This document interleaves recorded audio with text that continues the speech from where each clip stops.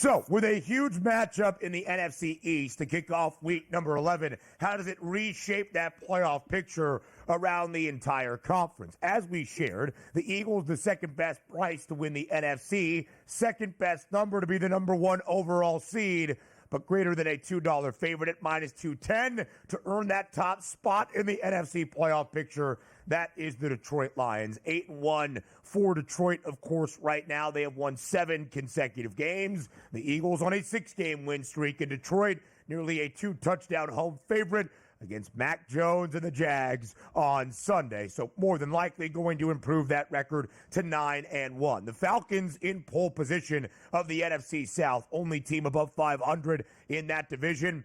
They might walk to the divisional championship just because of how weak the competition is around Atlanta. The Cardinals, who have won 4 straight games and are at 6-4, still the top team in the NFC West. Now let's get to those wild card positions. A lot of NFC North in the mix. The Vikings at 7-2. The Packers at 6-3, emerging out of the bye in a divisional duel this week on a Sunday at Soldier Field in Chicago. In the Commanders, Joe, based on the loss last night, now 7-4. Of course, they've already played 11 games. That's 2 more at this current moment than both Minnesota and Green Bay. They would be the 7th and final team in the NFC playoff picture, that 3rd and final wild card team. And I do want to start with Washington, because although we have shared Philadelphia favored last night, taking care of business, winning by 8, really in command late in the fourth quarter where it mattered most, and covered as a 4.5-point home favorite. The feeling around the Commanders, Joe, that even if they don't win the NFC East because of how well the Eagles are playing, they're still a playoff team. Minus 800 entering Thursday night and week 11, now minus 550. Yes, the number has taken a big hit, but still a minus 550 price for Jaden Daniels, Dan Quinn, and the rest of Washington to see the postseason.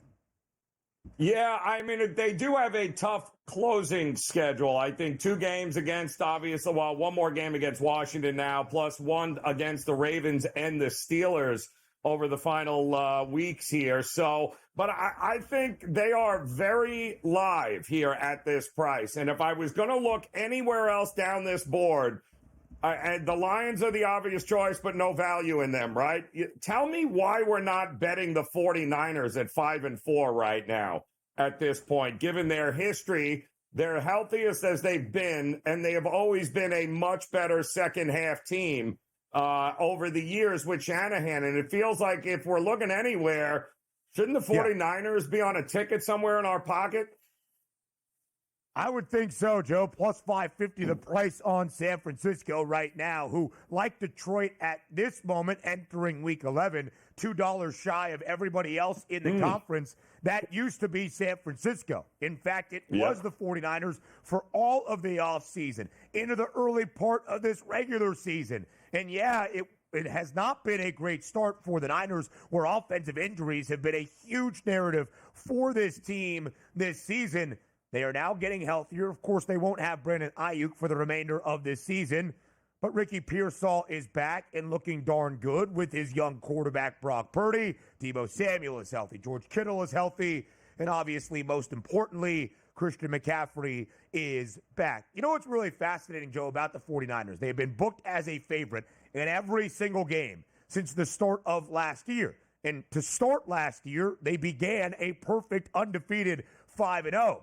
We almost kind of forget, because the Niners ended up reaching the mountaintop and playing in a Super Bowl, that they dropped 3 consecutive games where we all started to question, is Brock Purdy really that guy that Kyle Shanahan needs to elevate this offense? They dropped 3 consecutive games entering their bye. Conveniently, also in week number 9, which is the same bye week this year for San Francisco. And then in week number 10, they started against a team from Florida. They blew out the Jaguars. Of course, it was not easy for the 49ers in Tampa on Sunday, but they beat Jacksonville last year. That began a 6-game win streak, and everybody was like, okay, this is the best team in the NFL, if not just the best team in the NFC. The Niners could be on a similar track. They're a 6.5-point home favorite on Sunday in Santa Clara, by the way, against the Seahawks. And I would just say this. if you're looking for that value outside of the plus 550 number on San Francisco. Now, I have already bet this. It is one of the two division tickets that I hold. Philadelphia in the NFC East and San Francisco in the NFC West. They are still the favorites at plus 105, 35 cents in front of Arizona, despite the fact the Cardinals have the head-to-head tiebreaker advantage at this moment, and of course that half-game lead for the top spot. And keep in mind, those two teams meet again, Ben. You ready for this? In Week 18, which could be determining whether you cash that ticket, ironically enough. But I do think between now and Week 18, I do think the Cardinals will probably give away a couple of games, and I think the 49ers will have a cushion heading into Week 18. So, Joe, when you look at the rest of the NFC playoff picture, are there any other teams currently outside of San Francisco who we just belabored that point? Are there any other teams not currently in those top 8 that you would think might be able to make a run? Is there anybody else that still has a little bit of life elsewhere around the NFC? Oh, yeah. I mean, the Bears, right? I can't even say it with a straight face. I'm sorry. The Packers, Ben, seem to be the one team. I mean, I think the projections have them at about a 75% shot of actually making a wild card spot at this point. Yeah. Given the Lions and the lead that they have here. But listen, the Packers did this last year. They, too, have been battling some injury concerns, especially with Jordan Love.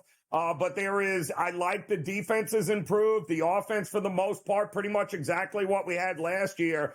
I think if they start playing their best football here from this point on, which is what they did last year, yeah, the Packers are still a very dangerous team in my mind because I think they have the better defense this year.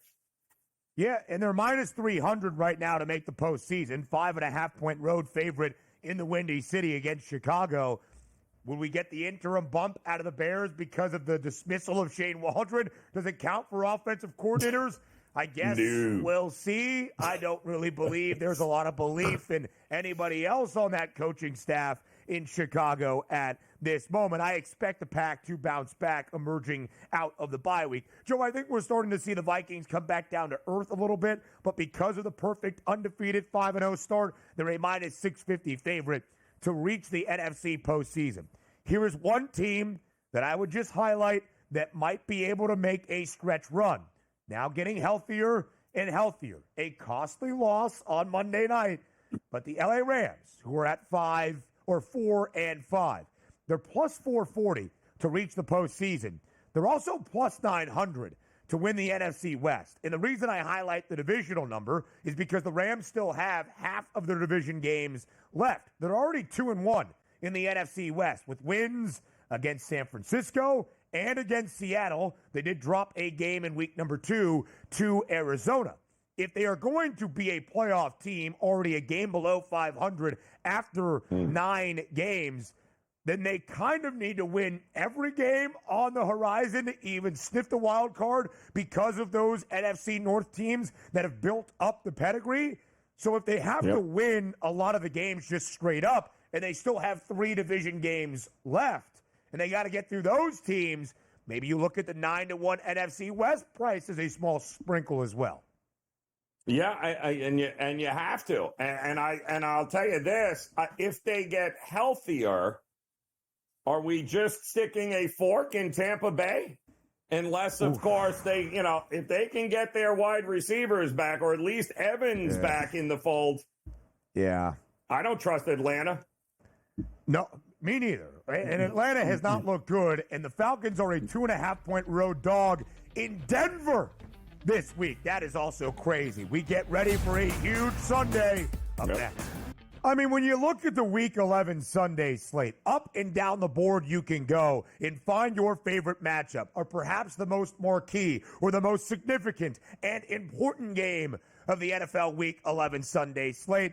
But I think first and foremost, Joe, most people go to Western New York in an absolute showdown, a game of the year 3 potential in Orchard Park between the Buffalo Bills and the Kansas City Chiefs. The Bills, 2.5-point home favorite Total stands at 46.5. Of course, we mentioned the injury to Harrison Butker. He is now on injured reserve. Spencer Schrader, elevated from the Jets practice squad, will be KC's kicker. I highlight that, Joe, just because the spread is around 3, but it's in favor of Buffalo. This will be the second time this year for Kansas City as an underdog. And, Joe, what's remarkable about this game, since the merger way back in 1970, this is only the 5th ever matchup in the NFL since 1970, week 11 or greater, that features two teams that each have at least 8 wins. Buffalo has won 5 straight games.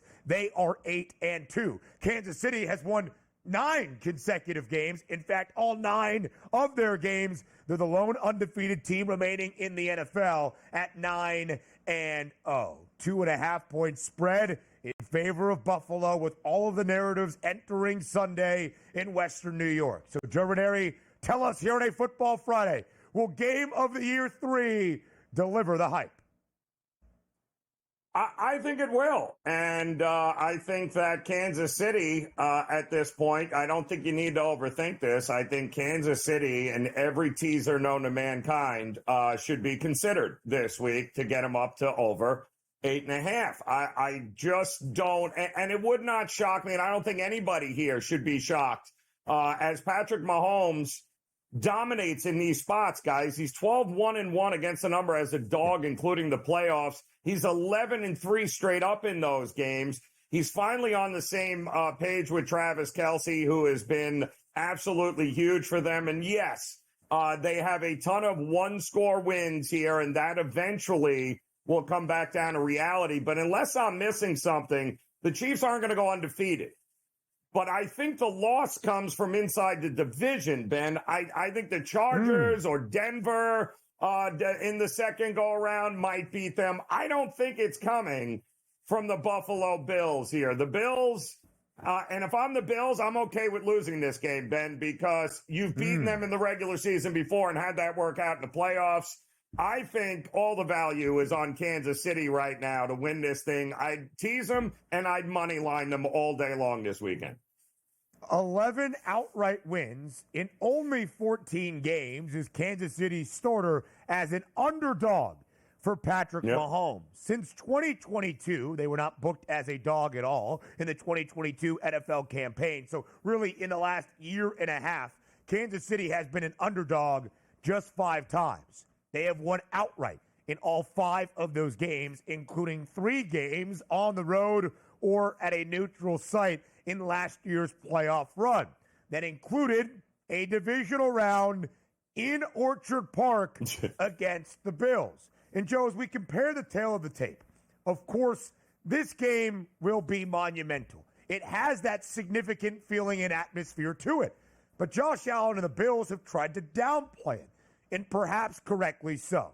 The Chiefs are the favorites to win the AFC. Plus 185 makes a ton of sense. Buffalo, third best number at 4-1. The Ravens at a plus 290 price, sandwiched in between. The Chiefs, because of the 9-0 start, are a minus 370 favorite to be the AFC's number 1 seed. You're right, Joe. They're not going to stay perfect all year long. They are more than likely not going to be unbeaten at 17-0. Right. But one thing a 9-0 start gives you, even if you can poke some holes in the victory margin that is 9th best in the NFL at just 6.4, Buffalo's victory margin much better than that of Kansas City, despite the 2 losses for the Bills. The 9-0 start pretty much puts Kansas City atop the AFC, where the Chiefs now get to undo what happened to them last year, going on the road for the first time in the AFC postseason, or not hosting the AFC Championship game, because that's where Kansas City has been. And the story of this season for Buffalo is not handing KC its first loss. Heck, it's not even really the regular season the rest of the way for the Bills. It is taking advantage of, more than likely, winning its 5th consecutive AFC East divisional crown and doing something of matter with it, of reaching the AFC Championship game, of winning said AFC crown and playing in a Super Bowl at long last. Because, Joe, in the 4 years that Buffalo has won an AFC East divisional crown entering this season, they have been bounced from the postseason in 3 straight years in the divisional round And in 3 of the 4, the team that handed them the exit from the playoffs, these Kansas City Chiefs. And the Bills have beaten the Chiefs in each of the last 3 regular seasons to only come up short when it mattered most once again in the playoffs. So I think it's smart for Buffalo to downplay the significance of this game. Not that they're like, hey, we can lose, it doesn't matter. It's still going to be a great game. But Buffalo knows what lies ahead, and it's really not this matchup in Week 11. It's not. And that's the other question that I've had all week, Ben, is when you think about it, is how much are we really going to get from these two teams? Like, what is Andy Reid really going to open up the playbook and going to make this some? These two teams know each other. They're not going to do anything over the top in Week 11 to try and win this game. That's not the end all be all for either of these teams, Ben. So I'm kind of with you. I think an under is in play. And do not be shocked. And keep an eye on the injury report, by the way. A lot of Bills players, some concerns on who's going and who's not going today. So that could also determine what happens to this line, Ben, once we get a clearer picture. Joe, I think it's shocking to see 46.5 as the total for a game between the Bills and the Chiefs. And the under has the juice right now. But you would think that KC's defense, which is leading the charge to this perfect 9-0 start, is really the difference. Quickly, let's show the quarterback props entering this game. Josh Allen had played such clean football. First 7 games of the year, had not thrown a pick. Now a pick in 3 straight, 4 INTs in that 3-game span. Meanwhile, Mahomes had thrown an interception in the first 7 games for Kansas City, has not thrown a pick in the last 2 to 4 touchdown passes. Plenty more from an awesome Sunday next. What began on a Thursday to kick off week number 11 of this NFL season continues on Sunday. Marquee matchups, incredibly significant games in divisional duels that will decide who earns the top spot in a division at the end of week 11. The Eagles now a game and a half in front of the Commanders after a home victory in Philadelphia on Thursday and now improving to 8-2. Elsewhere in the Commonwealth, the Pittsburgh Steelers hoping for the same on Sunday in the AFC North battle for that top spot against the Baltimore Ravens. However, unlike what we saw in Philly in the Steel City, the home team is not favored. In fact, the Flock a full field goal favorite.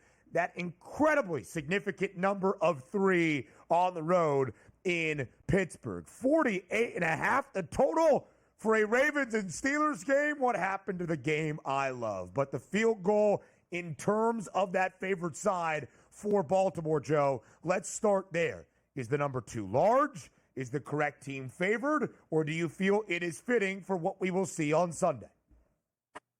So a couple of things. Got a lot of trends working in this game. And we know that the underdog always covers this game.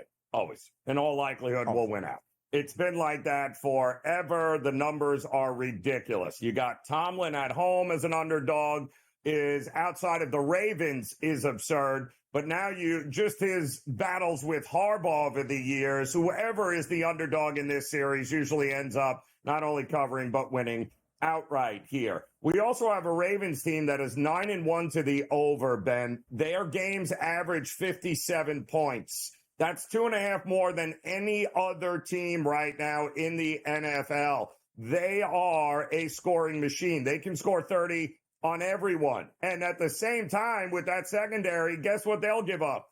30 to everyone that they play. And Pittsburgh has been absolutely great. I will give it to Russell Wilson. I'll give it to Arthur Smith. Maybe that is the biggest surprise to me so far, Ben, is that Arthur Smith actually created some balance with this offense, didn't make it all about the running game, and the ability to be able to stretch the field with Pickens. This game is a dead over. There is no way I'm sweating out an under with Ravens-Pittsburgh, and it feels crazy to say that in November. It does. The Baltimore Ravens have gone over in 9 of 10 games, as Joe mentioned, and he mentioned also the average margin. They are going over the expected outcome by 9.3 points per game. So again, it's not like this is Navy or Army in this college football season where the totals were 37.5 and they're scoring 45 points to begin. The Ravens have played in games, including a short week Thursday night game last week that featured a total of 52.5, and it ended with a combined 69 nice points. But for the Pittsburgh Steelers, when you look at what Russell Wilson has done in his 3 starts in a Steelers uniform, of course, they have won all 3. They have gone over in all 3. They have gone over in 4 consecutive games. This, the highest total of the year, though, for Pittsburgh, which already goes over the highest total of their season, which was last week, 45.5 against the Commanders, and it was nearly over by double digits. Joe, to your point just quickly about the underdog in this matchup, we shared the trend yesterday, courtesy of Stuckey. Maybe some of you know him from social media, doing some work with the Action Network, I do believe. That in this matchup, and of course, John Harbaugh and Mike Tomlin. Tomlin in the Steel City for 18 years now, Harbaugh in the Charm City for 17 seasons. Since Harbaugh arrived in Baltimore in 2008, when the Ravens have been a field goal favorite or more and a matchup against the bitter rivals that are the Steelers, they are 0-10-2 against the spread. They have never covered a number when laying at least a field goal. And the Steelers this year are perfect. 3-0 outright as an underdog. And yet, Joe, when you look at the numbers, Baltimore, despite trailing Pittsburgh by a half game in the division, is a minus 260 favorite to win the AFC North. Is that number slightly skewed if we expect the Steelers to be live on Sunday at home? It absolutely is, Ben, because what is that number if they win this game? It ain't going to be that, and not even remotely close. Listen, 8-3-1 against the number as a home underdog since 2021 with teams that weren't half as good offensively as this one. They are live, Ben, at a good price. And this starts the run for Pittsburgh that is incredibly difficult. All 6 of their AFC North divisional games start this week, and then to end out the year, they will play in Baltimore week number 16. Hour number 2 next. Live right here on the Early Line on Sports Grid. It is hour number 2 of a Football Friday right here on the Early Line. He is Joe Ranieri. I am Ben Stevens. Of course, our charge each and every Football Friday in the NFL season is to preview the entirety of the Sunday slate any given week. It is week number 11 of this NFL campaign. And, Joe, there are so many good games that dot the slate on Sunday. Mike Blewett will join us later in this second hour to preview everything. We'll preview every single game on Sunday as well. We'll talk some college football in hour 3, some college basketball, NBA Cup, and Jake Paul and Mike Tyson, you heard that right, as well, to kick off our third and final hour before our best bets for the weekend. What a Football Friday that we still have rolling here for the next 2 hours on TEL. I mean, a loaded, absolutely loaded weekend in store, Ben. Tonight, great college football, and you mentioned it, man, the ability to see Mike Tyson one last time, put the gloves on in a ring. I'm all for it, man. I can't wait to see it.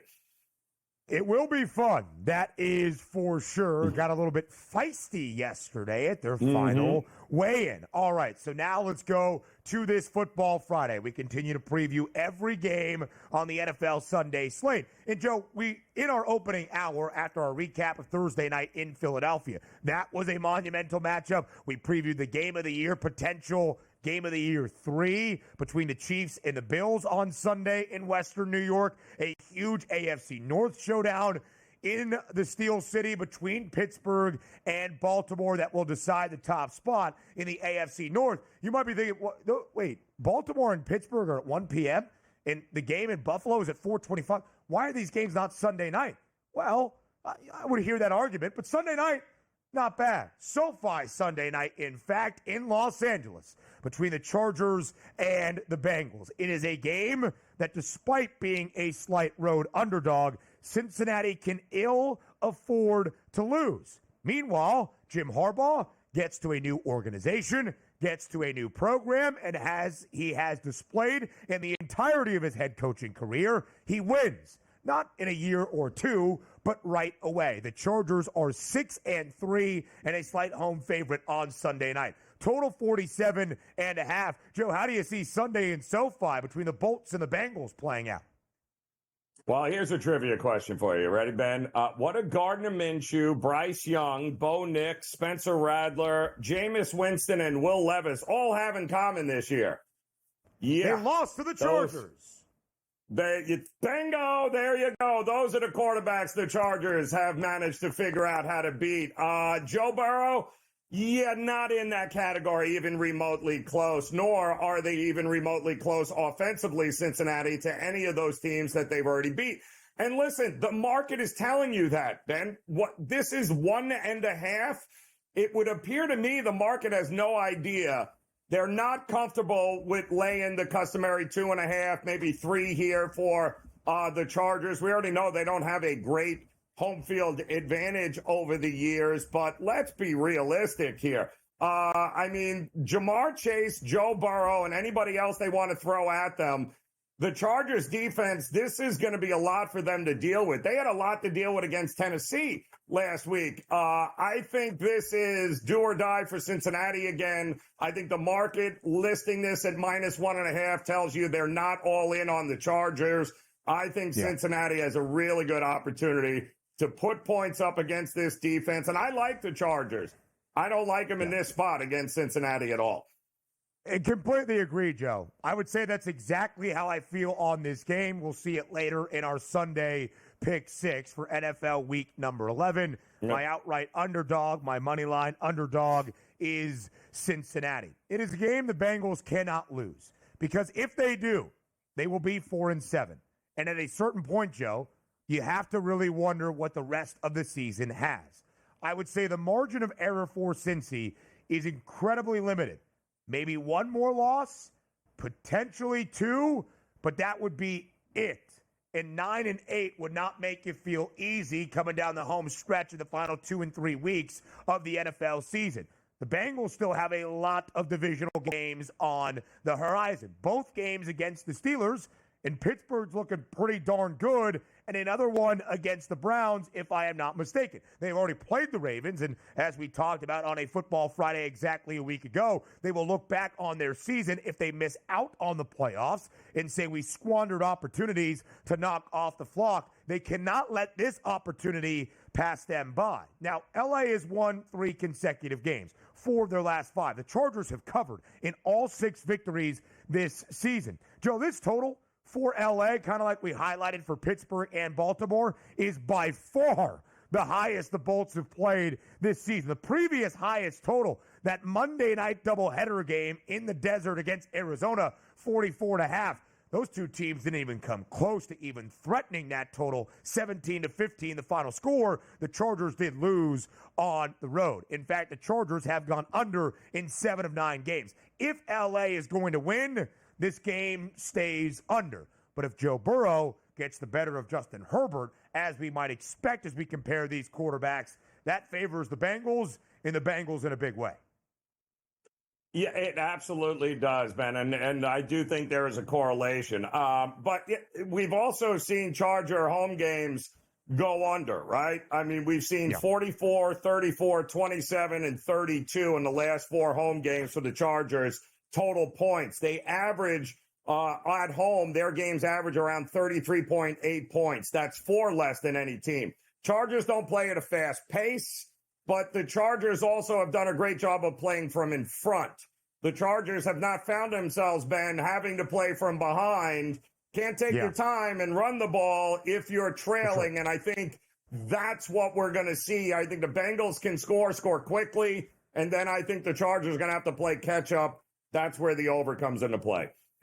You know the recipe for L.A. Jim Harbaugh, Greg Roman told us all about it way back in the summer. Take the onus off Justin Herbert, unlike his first 4 years in the league, and establish the freaking run. They do a great job of doing that. In fact, last week's win was the first of their 6 that J.K. Dobbins did not score a touchdown. The Bolts are the best scoring defense in the NFL. Jesse Minter has been incredible in his first year in the National Football League as a defensive coordinator. The Bengals are not a good scoring defense. They're giving up more than 26 points per game. And since he has its defensive issues, Joe, they're not terrible against the run. So if they can slow that down early and the Bengals can score often and early, that puts the Chargers in a position they do not want to be. Again, huge game for Cincinnati. The back half of the AFC, not great. Both of these teams contending for wild card spots. The Chargers in a great position to start in its first 9 games. The Bengals, not so much, but a win on Sunday would be huge. And I would just say this. If the Bengals do make a charge to the postseason, that 30-1 price on Joe Burrow to win MVP going to look a lot different. Because, Joe, that's the only thing not making that price 3-1 right now. The numbers, the efficiency, the passing touchdowns, the yardage, all of it is there for Joey B. It's just the fact his Bengals team got off to a winless 0-3 start, and they're still 2 games below 500. Yeah, and it's a good point here, Ben, because I do think, obviously, they go as Joe Burrow goes. So if they are able to string together some wins here, they're going to rack up a whole lot of yards. He's going to rack up a whole lot of style points. And also keep in mind, they are 5-0 on the road against a number this year, Cincinnati. So say what you want. Yes, they are. Burrow is not going to be intimidated by any of this. And maybe, just maybe, Higgins sees the field again in this game. He was back at practice yesterday. People examining the way he ran up the hill and across the street to get to the Bengals practice field. And Joe Burrow, by the way, is an underdog, Joe, as you well know, 17-3 against the spread in his NFL career. Plenty more from the Sunday slate next. A big game on Sunday in Santa Clara between the 49ers and the Seahawks, an NFC West showdown. Important for San Francisco, trying to stay above 500 and contend once again for the NFC West. They are a half game behind the Arizona Cardinals at this moment, who they lost to earlier this year. San Francisco has not been great in the division, trying to figure it out on Sunday at home. But Christian McCaffrey is back for a second consecutive week following the bye in San Francisco, Joe, who has been booked as a favorite in every single game since the start of last year, nearly a touchdown favorite against the Seahawks, who are also coming out of the bye. How do you see this game near the Bay playing out on Sunday? So I think you just nailed it there, Ben, right? 49ers versus Seahawks. Let's see what we've got. 6 straight wins. I see by 20 points, 8 points, 18 points, 18 points, 12 points, and 12 points. That means the median winning margin is right around 12 and a half. This line is 6.5. Yeah, okay. I'm good on the 49ers. I'm good. Yeah. If it ain't broke, Ben, we ain't fixing it here. And I ain't fixing this either. I think the Seahawks, I don't know what not a whole lot to be excited about here. Geno Smith kind of regressed after that 3-0 start. Injuries, obviously, the running game not there. Mike McDonald, maybe not the first-year head coach, defensive genius that everyone made him out to see. So, yeah, I think the 49ers very comfortable against the Seattle team, and they'll also be very comfortable running away from them. So, under a touchdown, I'm good with the 49ers. Yeah, I thought the 49ers would win comfortably in Tampa last week. It was not comfortable, and yet it was a victory. Seattle started 3-0, but just 1-1 against the spread, and based on the competition, many people felt maybe it was perhaps a fraudulent start. Well, the Seahawks have now dropped 5 of their last 6. They have not covered in any of those 5 losses. 4 of those 5 booked as an underdog. They are just 1-4 ATS as a dog this year. The only cover was an outright victory in Atlanta. I also don't really believe in the Falcons. Seattle over in 5 of its first 6 games, now under in 3 consecutive entering the bye. I would just mention this. I thought we'd see way more points last week between the Niners and the Buccaneers. We did not. Stayed well under a total that was slightly north of 50. It was the first time in any of the 5 wins for the 49ers this season that San Francisco failed to cover, to go over the pregame total, or to score 30-plus points. think that offense is in for one on Sunday. Here's a really interesting line, Joe. Oh, okay. I knew it was going to be. It was so interesting, in fact, that Ben has to double check it, and we'll get back to him in a second. I will also say this, keeping in mind with that 49er and Seattle game, is that we did see the first go around in that game. Don't forget, no Christian McCaffrey. They had their number 3 and number 4 running backs who gashed them for 228 rushing yards in the game. So what are you going to do with Christian McCaffrey back in the fold now? So, yeah, all over the 49ers here, Ben. Who only had 13 carries for 39 yards in his season debut against the Buccaneers, but 68 receiving, still 107 scrimmage yards. Again, we will talk about that in just a little bit in our third and final hour. As I was saying, intriguing matchup at Mile High on Sunday. The Broncos are now an even 500. They have dropped 2 straight. They have been greater than a touchdown underdog in each of those 2. They got blitzed by Baltimore in Baltimore. Of course, we're going to upset the Chiefs until a blocked field goal as time expired last week in KC. The Falcons are 6-4. We've said this a few times. Atlanta lost last week to the interim head coach in New Orleans as the Saints were riding a 7-game skid. Not a great look for the Falcons, but they've built up a big enough lead in the NFC South, the only team above 500, and they've won 4 of their first 5 divisional games. That really, Joe, the Falcons are going to take advantage of a bad division and be a playoff team. But just how good is Atlanta? Let that line kind of show you. Denver is a home favorite. It was 2.5. Now it's just a point and a hook. Total 43.5 down from where it was just yesterday at 44.5. How do you break down the matchup at Mile High? Yeah, I think it's a Bo Nix, got to give him credit. Sean Payton, I think he's managing games very well. I like what we saw from him last week. There are going to be opportunities against this Falcons defense to be able to put points up on the board. I think the real difference is going to be what is the Atlanta defense versus the Denver defense. Who do we trust more here? And again, I have issues here with Kirk Cousins outdoors in Mile High against a defense that is going to go and get him. It's a havoc, really wrecking havoc style of defense here. Very physical. Don't trust Atlanta outdoors. I do think the Broncos will bounce back after a game they should have won at Arrowhead. Yeah. I think they'll get one here against Atlanta. You know, that whole AFC, Atlanta, 3-9 against the number versus the AFC since 2022. They don't tend to play well in these games. The Broncos also 7-3 against the spread, but when they have been booked as a favorite, it's been for good reason. They're perfect. Yeah. ATS 3-0. I agree with you, Joe. I think the line is telling us something. I'll back the Broncos. So, here we go. Sunday at Soldier Field in the Windy City. It's been a tumultuous last month for Caleb Williams, Matt Eberflus, and the Chicago Bears. And I do not think the firing of Shane Waldron and the change of offensive play caller really fixes it. I'm not even sure it's a Band-Aid over a gashing wound. But the market has moved a little bit. The Packers out of a bye and a bad loss the week prior, still 6-3. Now just a 5.5-point road favorite in Chicago. It was closer to a touchdown earlier in the week. Joe, we know the interim bump. Will there be an interim OC bump for the Bears? No, there won't be. There's issues in this locker room, Ben, and there have been now for some times. There is a divide within that locker room. Multiple veterans would rather not have seen Caleb Williams instead of Caleb Williams being benched instead of Waldron getting fired. Not good. Not good.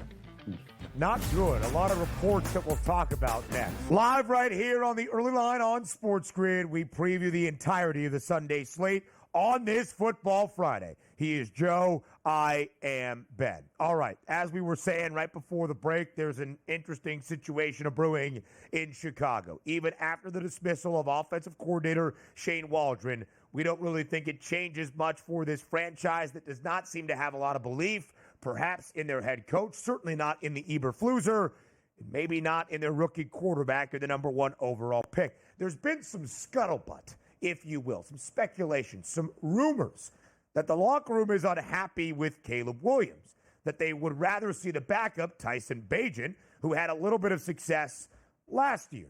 But now there are reports that it's Tyson's father, the arm wrestling champion Travis Bagent, that is spreading these false rumors. Regardless, Joe, if there's smoke, there is fire. It is not a good situation, and it's a terrible scenario for a rookie quarterback in the number 1 overall selection, Caleb Williams. Yep. Here are the passing yards numbers. 190.5. Those are Justin Fields prices, man. That's not good because that was not a success story in the Windy City. Regardless of the change now with Shane Waldron, I do believe Matt Eberflus is going to be fired at the end of this year, so that will be a third offensive play caller for Caleb Williams in less than 2 years in the NFL, more than likely with a second full new coaching staff as well. This is where things turn sour rapidly, and that is the fear for Chicago.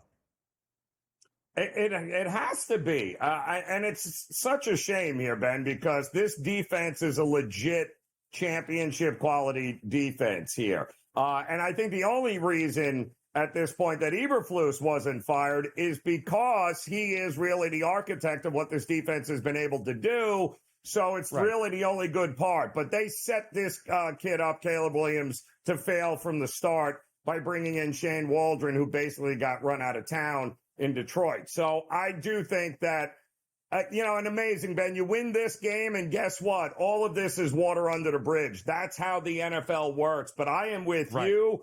I think none of this is a news story in the NFL. Teams that are underperforming, egos in the locker room, coaching staff, no leadership. This is a story we have seen a million times over the years with organizations. And maybe if the McCaskey family had a little bit of, the chutzpah to fire Eberflus, then I would say the interim bump is at play. Give me the Bears covering against their northern nemesis. But that is Green Bay.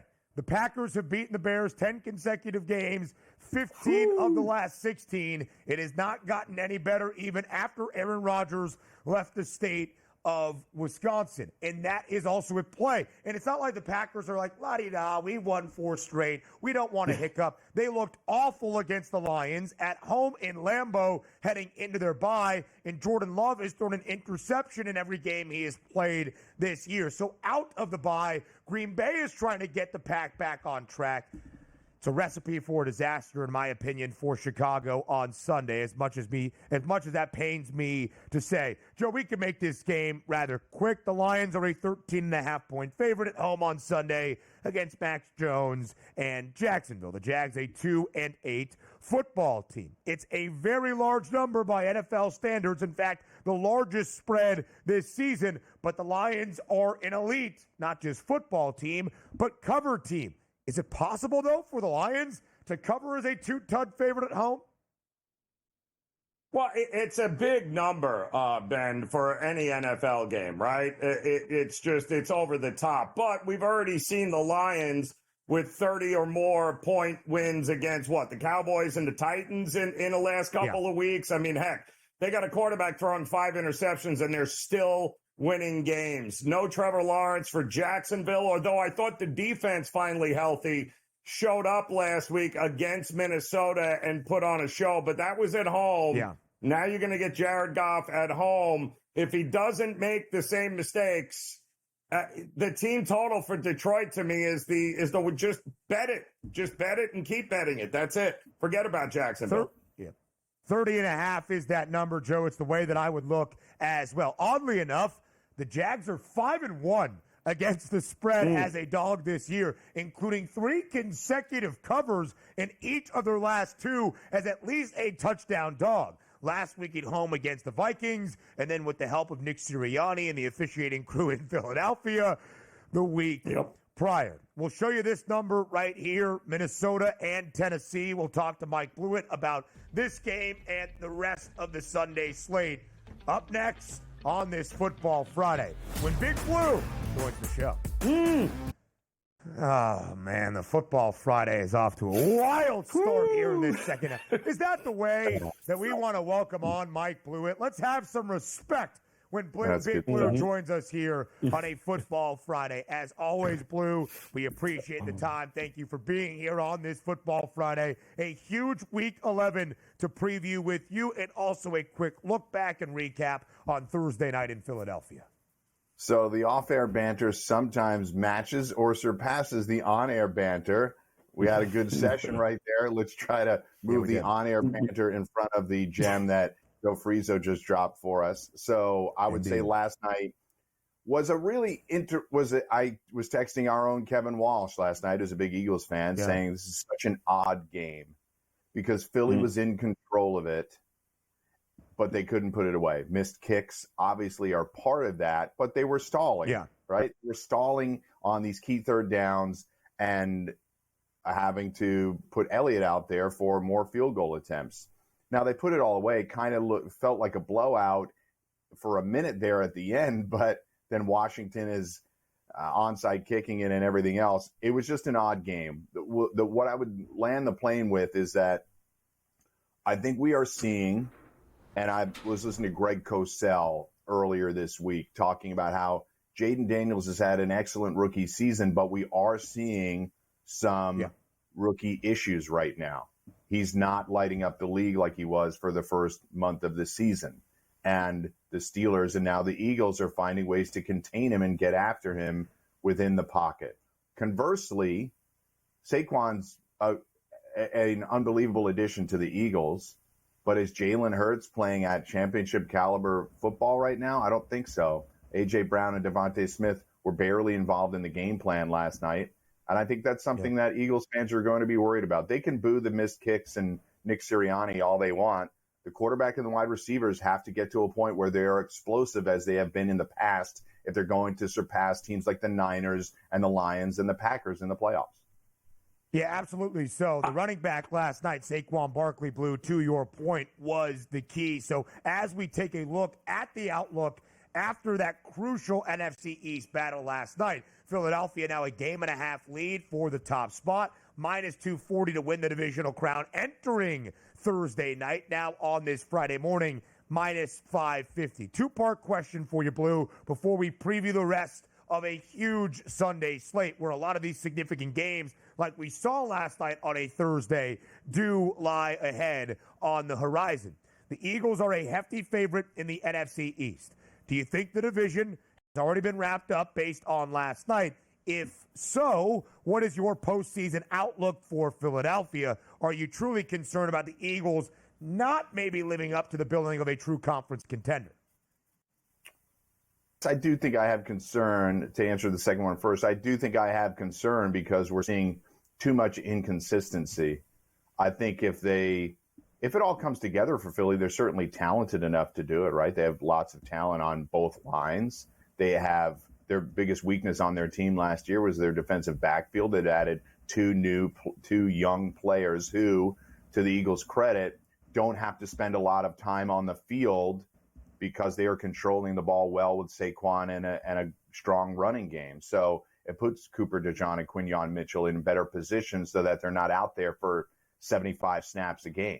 So but I do have concerns, like I said, versus some of the other teams there. In terms of the division, I think Philly is clearly the best team. I have tickets for them to win the East from the beginning of the season. I think Washington has issues clearly defensively. The loss of Jonathan Allen, the defensive backfield is the weakest part of their team. Cliff Kingsbury, unfortunately, has seen a lot of late season swoons in his career as a coordinator and as a head coach. I'd fear that that's going to be the case here again, but the Commanders' schedule upcoming, they'll have some wins out there. They still have the Saints, they have the Titans, they have the Cowboys. So we might be in a situation where a month from now, after their bye week and another game, they're 11-4. 10-4. It's entirely possible. I just think Philly's the better team right now. All right, Blue. So the game that everyone is going to be interested in over the weekend is in Orchard Park with the Bills taking on the Chiefs. And a lot of people feel that the Chiefs are living on borrowed time here. All but two of their wins have been by one score. So they've gotten a ton of breaks, including last week here. But Mahomes as a dog in any spot has always been a money bet here. Is it a money bet this week as they're getting 2.5? Yeah, a lot to this game, obviously, with the numbers. Mahomes 12-1-1 against the number and 11-3 straight up as an underdog in his career, including the postseason. They're 9-0, only 5-4 against the number, have not covered any of their last 3 games. They've played each other 7 times in the last 4 years. Kansas City's 4-3 against the spread and straight up, and it's 4-3 to the over. So these games are not quite that easy to bet, right? They're coming on both sides of the number. The Bills are 5-5 against the number, but have covered 4 of their last 5. That 3-0 back to 3-2. What's wrong with the Bills? They've been on fire since, right? And scoring a lot of points in doing so. Yeah. I think that the Bills' slow starts, Joe, and we've seen this pretty consistently when we've been on air on In-Game Live, has been something we've talked about every week. Their first quarters have been bad. They are still, I believe, at a negative point differential in the first quarter of games. So I could see this being a low-scoring first half, the teams checking each other in that first quarter, and we have a low-scoring game and the defense checking each other. It's going to be a really fascinating second half. I think it's when it's all going to be decided. I have to lean with Mahomes getting the points, but this would not surprise me based on the emotional way in which they've been winning these close games that the Chiefs finally have a letdown. If they win this game, you have to start thinking that undefeated season is a reality, because this would be a really unbelievable game to pull off on the road against this Bills team is on fire right now. Yeah, absolutely. So the Chiefs, of course, undefeated, perfect 9-0, an underdog just once this year. It was the Super Bowl 58 rematch, also on the road in Santa Clara. They beat the Niners by double digits. The Chiefs now an underdog here since the start of last year, a perfect 5-0 outright as an underdog. Buffalo in this 5-game win streak has covered, though, in 4 of 5. Blue, let's talk the quarterbacks, because both quarterbacks, of course, are trying to lead their team to the postseason promised land. Patrick Mahomes has all of the pedigree. Josh Allen has very little of it, and in fact has faltered in the most significant of stages. This is not so much a playoff question, but rather an MVP question. Both have been booked at times this year as the MVP favorite, but despite some of the numbers not being overly impressive, what can we expect out of the quarterbacks in Orchard Park on Sunday? You know, that 42-36 classic in the playoffs, the 13 seconds left, and Mahomes gets the win in overtime. Josh Allen played the game of his life. I know you said he faltered, but it wasn't really his fault. A little bit of coaching issues there and defensive issues. I think Allen is the more likely one to put up the bigger numbers, not just this weekend, but for the rest of the season. You've heard me say it before. I think Mahomes' presence still distracts people to some extent on how good this defense is. I really am wavering a lot on this game. I have to take Mahomes plus the points, but I think the Kansas City defense might meet their match this weekend in Josh Allen. I expect big numbers out of him. Yeah, it's going to be a really interesting game, of course, and incredibly significant. The Bills are downplaying its importance, which is probably the right way of doing things, as Buffalo has been bounced from the postseason 3 of the last 4 years by Kansas City. Their focus, that AFC title price at 4-1, and cashing that ticket, finally keeping the Chiefs from doing so. Plenty more from the Sunday slate with Mike Fluid on this Football Friday next. Live right here on the early line, a Football Friday continues with Mike Fluid in this second hour. Blue, Thursday night in the divisional duel for the top spot in the NFC East really sets the stage for the rest of Week 11, the impactful games we are breaking down, and of course that includes Sunday for your favorite team, the Pittsburgh Steelers. The Steelers enter Sunday at home, hosting the Baltimore Ravens with that slight half-game advantage atop the AFC North. But unlike last night elsewhere in the Commonwealth in Philadelphia, the home team is not favored, and the home team is not the favorite to win the division. It is still Baltimore, despite a slightly worse record at this moment. 3. That is the very flat and key number in favor of Baltimore. A total of 48.5 for a Steelers-Ravens game. What's going on, Blue? How do you see Sunday in the Steel City playing out? It's a pretty amazing dynamic, right? Because I feel like a lot of people are saying, "Oh, Baltimore's just the better team," and Steelers are having a great season. But we'll see what happens when they meet. And then the Steelers are a home dog. Tomlin's a home dog, and Joe and I have talked about this so many times. The Steelers are money in these circumstances, even if they are going up against better teams.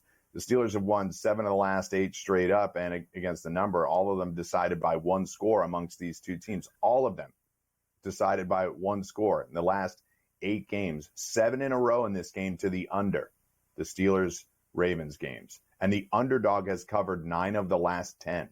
Now, Lamar is only 1-3 against the Steelers in his career. There's been some late season injury and late season replacements. The Steelers beat the Ravens twice last year, but Snoop Huntley started the final game as Lamar was resting for the playoffs. The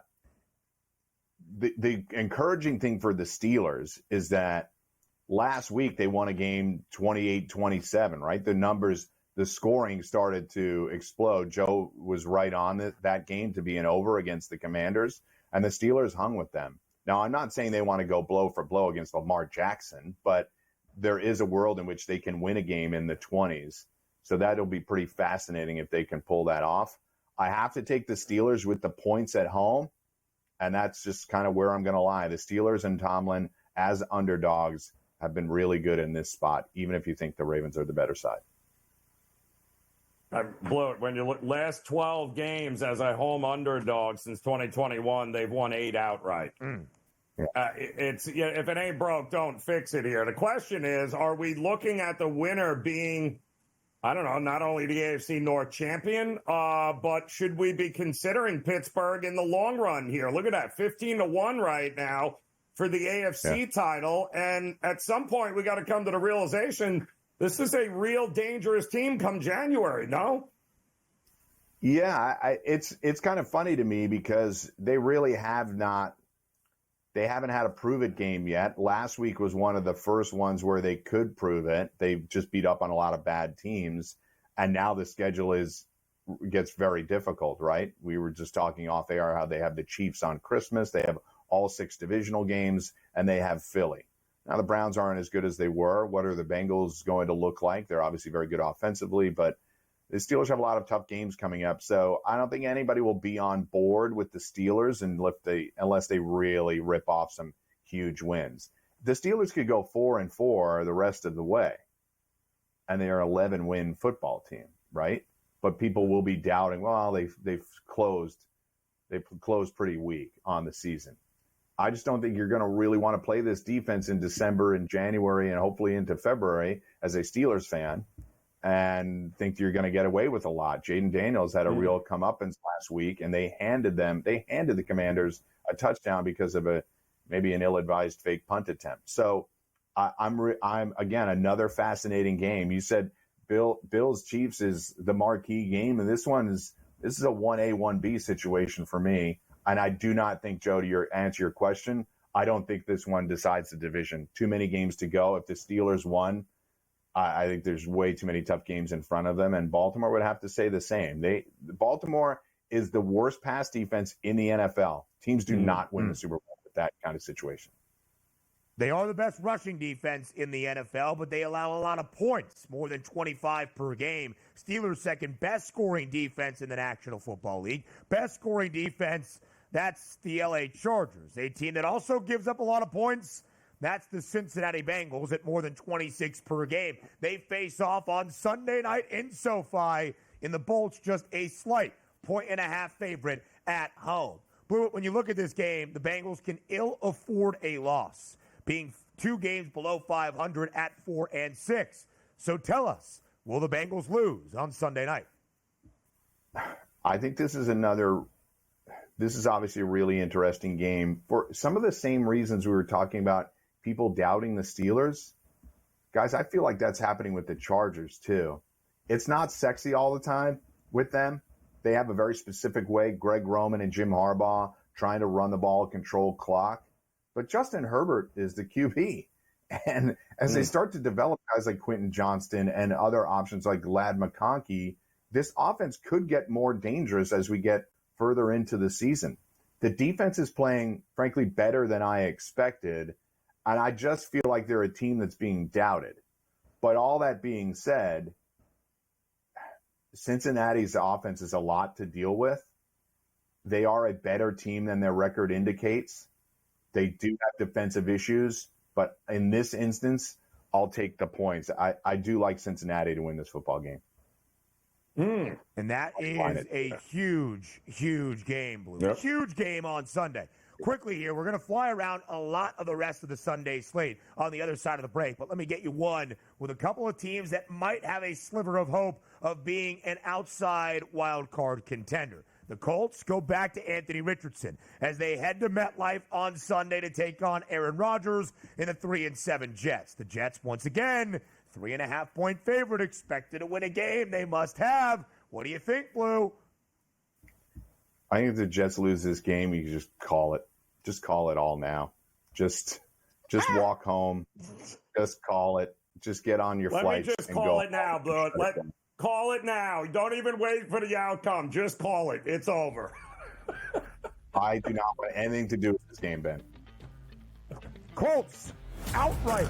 Anthony Richardson returns. More from Sunday next. Live right here on the early line, we fly around the rest of the Sunday slate of our 12 games on Week 11 Sunday. We have already previewed 8, the final 4 with Mike Blewett to wrap up this second hour on a Football Friday. Blue, in Tennessee, it's the Titans and the Vikings. Now, the Titans are not a great football team, only 2 wins this year, but a 5.5-point underdog against the Minnesota Vikings, who are off to a 5-0 start, dropped 2 in a row, now have won 2 straight, but Sam Darnold may be some slight regression after 3 INTs in a narrow escape for a victory last week in Jacksonville. How do you break down this matchup on Sunday in Nashville? There have been some bad football games this year, really bad NFL football games. And Joe and I had the pleasure of watching that Vikings-Jaguars game together. And I got to be honest, I think that's the victor right now. That was one horrendous football game, and the Vikings played a big role in it. You can't just blame Mac Jones and the Jaguars offense. The Vikings are turning the ball over too, kicking field goals, not getting any scoring opportunities when Justin Jefferson is on the team. The one thing that the Vikings have been really good at is forcing the ball to Justin Jefferson early and generally getting points in the first half. It has slowed the last few weeks, but I can tell you their approach right out of the gate is aggressive. It's not hand the ball to Aaron Jones a few times, get the running game going. It's Sam Darnold firing to Justin Jefferson early, trying to get the pass game going. The Titans defense has been a really stout defense. It's unusual for a team to be this bad when their defense has played as well as they have, statistically at least. I don't love laying the 5.5 on the road, obviously. I'd look for live betting opportunities if the Titans get the first score. We have seen this before with them, and then bet the Vikings at a shorter number. But for now, I'd like the Vikings as in a first half number or Vikings team total over in the first half. Oh, yeah, no, Tennessee all day long there, Blewett. I think we're going to laugh and be like, where's that been, Will Levis? Where's that been? Sam Darnold turns into a pumpkin. I don't know what the hell to do here in South Beach, Blewett, with this game in Miami. I don't even know what they are, quite honestly. The Raiders getting a touchdown here, not exactly like I'd run to the window and lay it here with Miami. Are you feeling any better about this Miami team? Because it still feels like an under to me. I think that's fair. I do feel better about Miami. I think they're at least they have some semblance of an offense, even if Tyreek's not involved in the way that you need him to. But this Raiders team is gone through it, right? They're switching quarterbacks multiple times. They've fired half the staff. It's a team in disarray. 7 is too many to lay again. Betting opportunity. I would not bet on the Raiders in this spot at all. So I think I'm looking for Miami at a shorter number. And I think Miami is an interesting teaser possibility where they can win the game and you get them at a really short number. 5 consecutive losses for Las Vegas, 7 in total this year, only 2 covers in any of those 7 losses. Over in 4 of 5, though, for the Raiders. Big game for the Rams if they are going to have any hope of being a playoff team against the Patriots team that now is won multiple games. What is happening? But will the Rams bounce back on Sunday in Foxborough as a 4.5-point road favorite against the Pats? I think they could. One thing you should note about these two teams, they do not get off to good first half starts. They're two of the lowest scoring first half teams. They average 15.3 points per game in the first half, and this first half total is 21.5. Now, the Patriots put up 13 in the first half last week, an offensive explosion against the Bears, but I do like the 4.5. I think you have to hold your nose and take the points here. It does not feel to me, and some people are positioning it this way, that Drake May has been transformative for this Patriots offense. I don't really see it that way. I think they played some other really bad football teams. So I think the Rams are better than them. 4.5, I think you hold your nose and take it, but my bet here is the first half under. Darren Rizzi, the interim bump, snapped a 7-game skid for the Saints last week. Blewett, somebody literally has to win this game between the Browns and the Saints, and it's a pick 'em on the money line. So who wins? Let's go Browns money line. Yeah. I could give you bad reasons to pick both teams, and I won't do that. I won't disgrace this show nor the audience with me making things up. I'm guessing that the Browns are going to win because I think they're better defensively. You're an honest man. Don't understand how that total is 44.5, but we'll talk about that in about half an hour. Mike Blewett, enjoy the weekend. See you Sunday on the grid. Hour number 3 up next.